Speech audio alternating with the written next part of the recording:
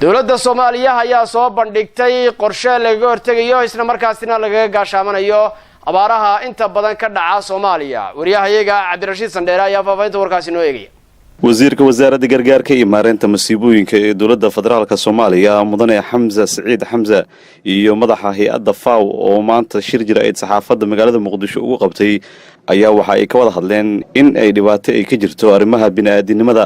waxayna isla soo hadal qaadeen in sanadkan abaaraha dalka ka dhacay ee saameyn ku yeelatay shacabka Soomaaliyeed. wasiirka gargaarka iyo maareynta masiibooyinka ee dowladda federaalka Soomaaliya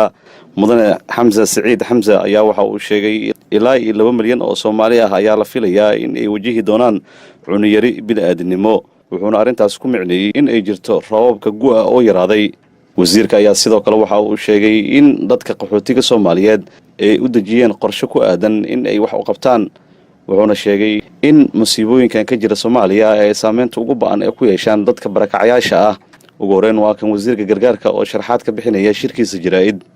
horta qorshe waa jira wasaaradda saan nagu sheegay wasaaradda waxay leedahay coordination iyo monitoring anaga si toos implementer ma sameeyaan anaga ma la shaqeyn laakiin barakacayaasha waxa la shaqeeyaa hay'adahan u dirnaa marka meeshii baahida badan barakacayaashina cadadkooda markaas waa sii kordhaya waxna waa la gaarsiiyaa qaarna ma helaan guriyada dawladda wada digay magaalada naftooda qorshe inaan meel aan dejino qorshe aan ugu jiro alxamdulillah soo far gobolka koonfur galbeed oo ku najaxeen meel bay u sameeyeen waana ka shaqeynaa hadaan meel cusub inaan u helno aan dejino kulliyo dadka raba inay joogaan xamar dadka raba inay noqdaan qorshe kale jiro in loo sameeyo doona hadaan kala shaqeyn doona si ku noqdaan oo meeshooda ku noqdaan ay shaqeystaan dawladda way dadaalaysaa arrimahaas abaarahan wax anaga gacanteena ku jirma waa saadaalin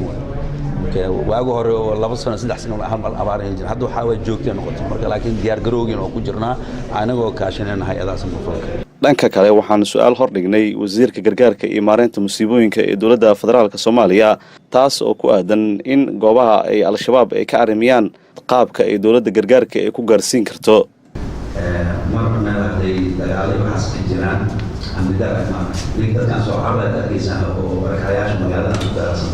waxay u wadeen boqolkiiba 80 waa beeraleyda waa hawleyda ku shaqeysan jireen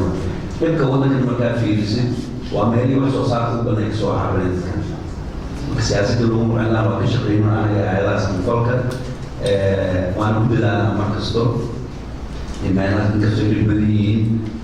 hatta haddii meesha la gaarsiin karin hab aloosana system ay wax loo geeyo laakiin waa wada shaqeynaa. dhanka kale madaxa bini'aadanimada ee hay'adda FAO ayaa waxa uu sheegay in ay wax ka qabteen arrimaha bini'aadanimada balse ay jiraan dib u dhacyo sanadihii la soo dhaafay dadaalo badan ay ku wadaan in ay wax u qabtaan shacabka Soomaaliyeed. Farmers, when we support farmers with cash, we also provide a set of inputs, seeds, fertilizers. We do that for livestock. We do vaccination. We also provide livestock equipment for people to collect milk, to preserve milk. And we do the same actually for fisheries also in terms of providing cash, but also providing fishing nets, boat equipment. Cabdirashiid Sandheere, raadiyaha iyo telefishinka SBC, Muqdisho.